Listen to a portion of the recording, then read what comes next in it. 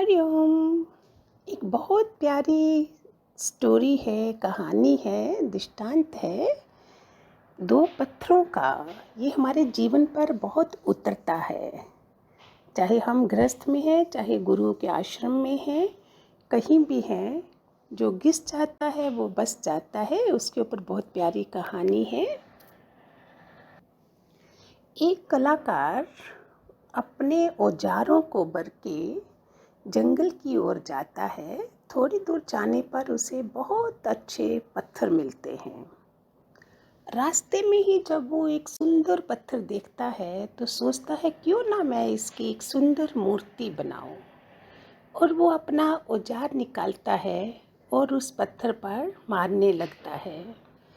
तभी पत्थर में से आवाज़ आती है, अरे भाई रहने दो ना, दर्द होता है। ये पत्थर में से आवाज़ आती है।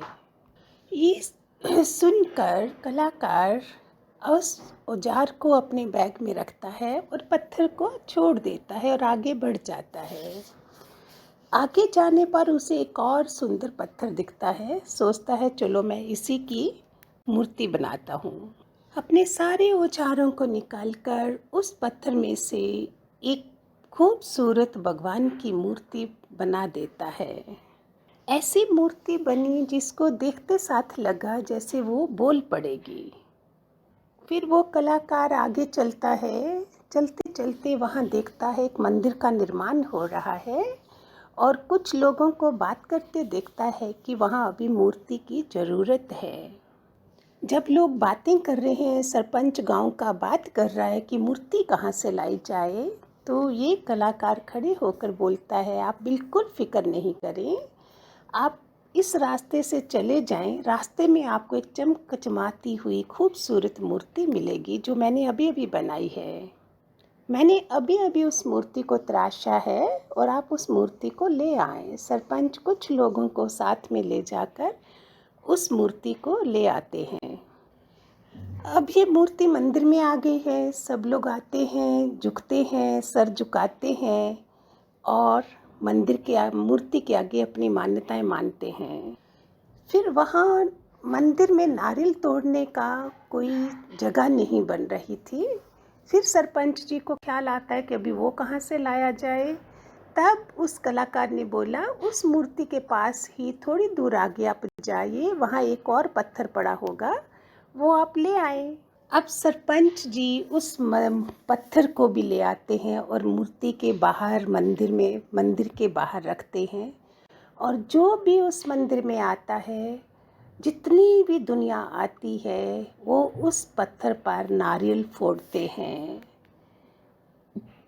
फिर दोपहर के टाइम जब सब लोग मंदिर में नहीं होते हैं, ये पत्थर मूर्ति वाले पत्थर के पास साथ बात करता है, ओ पत्थर, तेरी क्या किस्मत है, तुझे आज भगवान बनाकर पूजा जा रहा है, तेरी इतनी आरती हो रही है। मंदिर वाली मूर्ति बोलती है, आज तूने वो जो हथौड़े पड़ रहे थे वो सहन कर लिए होते तो आज तू पहले इस मंदिर की मूर्ति बना होता और तुझे लोग पूज रहे होते।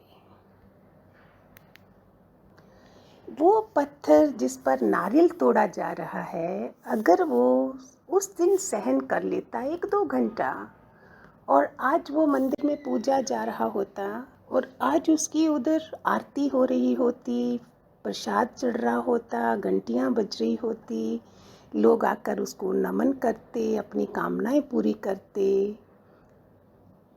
इस कहानी से प्रेरणा क्या मिलती है हमें कि जो भी सक्सेस जिनको भी मिली है इस दुनिया में, उन लोगों ने उस सक्सेस को पाने के लिए, सफलता पाने के लिए कितने दर्द सहे हैं। इससे हम सब सीखते हैं। मैं तो हमेशा, आपको पता है, जो भी आप सुन रहे हो, मैं भगवान जी के ज्ञान के बिना कोई भी बात नहीं करती हूँ। मैं इस ज्ञान को, चाहे संसार है चाहे अध्यात्म है, दोनों जगहों पर लगाती हूँ। अगर हम अध्यात्म में आते हैं, गुरुओं के पास आते हैं, अगर वो हमारी परीक्षाएं लेते हैं, हम उसमें पास हो जाते हैं, सह लेते हैं, तो हम कहाँ तक पहुँचते हैं। वही गृहस्थ में हम सब कुछ, आप सब जानते हैं, जॉइंट फैमिली होगी, चाहे सिंगल होंगे, चाहे 2 जने रह रहे होंगे हस्बैंड वाइफ, तो भी कितने दुख हैं वो हम सह लेते हैं। लेकिन भवसागर पार करना है, गुरु हमें मिलता है मोक्ष पाने के लिए, भवसागर पार करने के लिए। उसके लिए क्या परीक्षा है? मिला रोपा वाली परीक्षा तो नहीं जो गुरु ने मकान बनवाए थे, उससे पत्थर डुलवाए थे। एक बार एक गोल्ड मेडलिस्ट आई थी, उसको बोला था पहले जा सड़कें तोड़ सड़कें बना। 3 महीने में वो बोलती मैं भूल गई हूँ कि मैं गोल्ड मेडलिस्ट थी। ये वाले गुरु भी तो परीक्षा लेते हैं। हमारा क्या हुआ है? अगर हम थोड़ा भी धन लेके आते हैं पॉकेट में तो सफलता आती है, क्योंकि हमारा गोल है गुरु की बात पर चलना। गुरु चाहे बोले उठ तो उठ, बैठ तो बैठ। कितनी एग्जाम्पल्स हैं ऐसी गुरुओं की। एक तो इतनी बड़ी एग्जाम्पल थी, मैंने शायद पहले भी दी है। इतने बड़े विद्वान थे, वो सत्संग चलाते थे, हजारों लोग उनसे सुनते थे। उसकी भी परीक्षा ली गुरु ने। बोला मेरी बेटी के घर कोई रसोईया चाहिए, उसके लिए तुम तैयार हो? बोलता हाँ। सुनिए, हैरान की हो जाएगी, वो ऑर्डिनरी शिष्य नहीं था, खुद गुरु तक पहुंच गया था। गुरु बनने तक लोग उसे पूछते थे, सुनते थे। उसके गुरु ने उसकी परीक्षा ली और अपनी बेटी के घर एज ए रसोईया भेजा। और 2-3 साल, 4 साल, 5 साल, 6 साल, 7 साल तक उसने नहीं बुलाया और उसने वो करा। सोचिए, ऐसा शिष्य कहाँ पहुँचता है? क्या दोबारा धरती पे आता है? वो उत्तम लोकों में नहीं रहते हैं। जो उत्तम कार्य कर गए इधर, वो उत्तम लोकों में ही रहेंगे। क्यों बार बार संसार के जूते खाने के लिए हम क्यों आए? एक प्यारा वचन है ना भगवान जी का, प्यारे प्यार से आ जाओ, नहीं तो जूते खा के आओगे। हम क्यों ऐसा करें? आज भी अगर कोई सुन रहे हैं तो शायद कोई ना कोई तो जागता ही होगा। हमेशा जीसस ने बोला है जाल फेंको, हजारों मछलियां आएंगी, उसमें से 100 तो होंगी, 100 में से 10 तो होंगी, 10 में से 1 तो आएगी।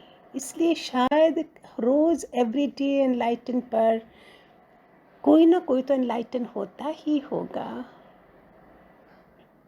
किसी के अंदर शायद कब क्या लग जाए, दृष्टांत के जरिए पहुंच जाए, कैसे पहुंच जाए। ये हमेशा मैं प्रे करती हूँ जब सत्संग शुरू करती हूँ। पहले दोनों हाथ, वीडियो नहीं है, आप मुझे देख नहीं सकते हैं, दोनों हाथ जोड़ के अपने गुरुओं को याद करके, मेरे तो एक ही गुरु थे दादा लक्ष्मी भगवान, और तो कोई थे नहीं, कि भगवान आपकी ये वाणी इन सब के हृदय को छू जाए, बदलाव आ जाए। ये मेरी प्रेयर होती ही होती है।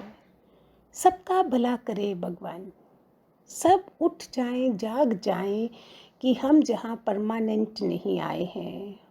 वो पत्थर अगर 1 घंटा सह लेता, आज उसे पूज रहे होते मंदिर में, उधर नहीं करा तो उसने क्या करा? हर कोई नारियल जोर से तोड़ रहा है, वो चोट सह रहा है।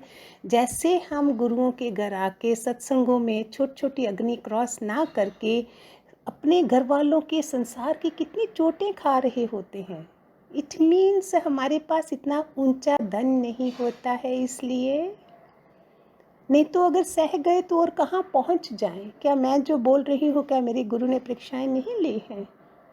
ढेर सारी हैं, मैं तो याद भी नहीं है अभी। उस समय मालूम भी नहीं पड़ता होगा, गुस्सा भी आता होगा, लेकिन धीरे धीरे धीरे धीरे पता चलता है गुरु प्रेक्षक है, प्रेक्षक है, प्रेक्षक है। अपना बनाने के लिए उसको परखना नहीं है कि ये मेरी है या आप अपने वालों की है। फिर देखो आगे कहाँ कहाँ पहुँचोगे। मुझे तो नहीं पता था कि आज मैं आपको एवरीडे एनलाइटनमेंट चैनल पर ये दे रही होती। यूथ एनलाइटनमेंट है, देन डिवाइन एनलाइटनमेंट है, फिर डिवाइन हीलर खोला था हमने, वो भी है, जूम सत्संग चल रहे हैं। ये कैसे हो रहा है? मुझे तो ABC भी नहीं आता था कुछ भी।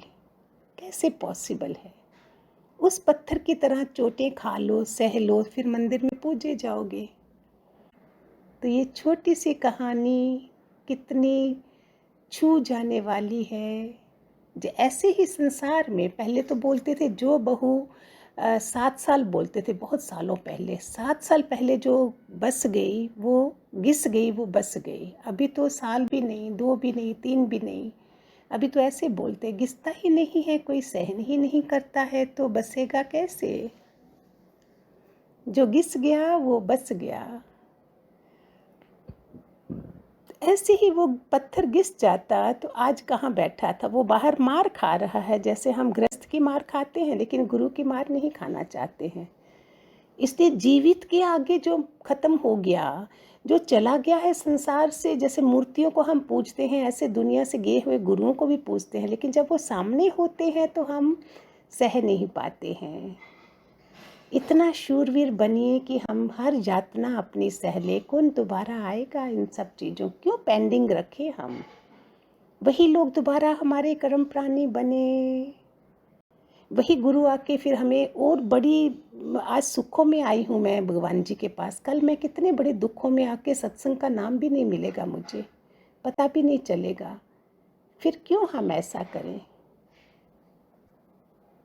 आपके सामने मैं बोल रही हूँ, मुझे कुछ नहीं पता था कि मैं आप लोगों को दूंगी। मैं एक ऑर्डिनरी की तरह एक सत्संग में जाती थी और कुछ भी नहीं। और जो जो रास्ते में परीक्षाएं हुई हैं वो पास होते गए, होते गए, होते गए। जब दृढ़ निश्चय है कि बस मेरे बाकी लोगों को गुरु क्यों नहीं मिला, और ये दादा लक्ष्मी भगवान जैसे गुरु क्यों नहीं मिले? छोटे मोटे मिले होंगे, ये क्यों आता था मेरे मन में? कल परसों भी दूसरी वाणी में मुझे नहीं मोक्ष चाहिए, नहीं मुक्ति चाहिए, मुझे अपना सिर्फ ये गुरु चाहिए। जहाँ वो होगा वहाँ रहूँगी मैं, शबरी की तरह। मतंग ऋषि जहाँ भी होंगे वो रहेगी। राम को भी नहीं चाहा उसने। ये होता है गुरुओं वाला। मूर्ति वाले को तो सारी दुनिया पूजती है, तुम्हें स्पेशल चुना जाता है और तुम्हें मास्टर दिया जाता है, वो भी इतना हाई उच्च कोटि का दादा, और दादा लक्ष्मी भगवान। बोलते जी कैवल्य की सिद्धि हो जाए फिर गुरु को भी त्याग दो। मैं वो भी नहीं बोलती। सोचो कैसी भक्ति होती है ये। शायद किसी के अंदर ये बात लग गई होगी और इसका आज कुछ ना कुछ नया जन्म हो गया होगा। मैं तो भगवान जी से प्रेयर करती हूँ रोज रोज। हरिओम हरिओम। God bless.